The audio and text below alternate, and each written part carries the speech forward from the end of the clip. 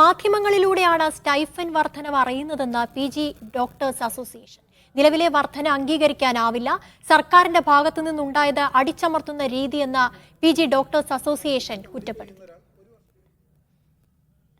ഇന്നലെ വന്ന ഈ ഒരു സ്റ്റൈപ്പൻ ഹൈക്കിന്റെ ഓർഡർ നിങ്ങളെല്ലാവരും കണ്ടിട്ടുണ്ടാവും. നിങ്ങളുടെ കയ്യിൽ നിന്നാണ് ഞങ്ങൾ അറിയുന്നത്. മീഡിയ വഴി റിലീസ് ചെയ്തിട്ടാണ് അസോസിയേഷനുകളും PG അസോസിയേഷനുകളും PG റെസിഡൻസും ഇങ്ങനൊരു ഓർഡർ ഇറങ്ങി എന്നുള്ളത് അറിയുന്നത്. 17% ഏകദേശം അടുത്ത് നിൽക്കുന്ന ഒരു എമൗണ്ട് നമുക്ക് പാസ്സായി കിട്ടണം എന്നുള്ള രീതിയിലാണ് റെക്കമെൻഡേഷൻ പോയത്. അതായത് ഒരു 63, 64, 65 എന്ന രീതിയിലേക്ക് നമ്മുടെ സ്റ്റൈപ്പൻഡ് മാറുന്ന ഒരു സാഹചര്യമായിരുന്നു റെക്കമെൻഡേഷനിൽ ഉണ്ടായിരുന്നത്. പക്ഷെ അത് ഓർഡറാക്കി വരുമ്പോൾ അതൊരു 5% കുറയ്ക്കുന്നു എന്ന് പറയുന്നത് ഒരിക്കലും അംഗീകരിക്കാൻ സാധിക്കില്ല.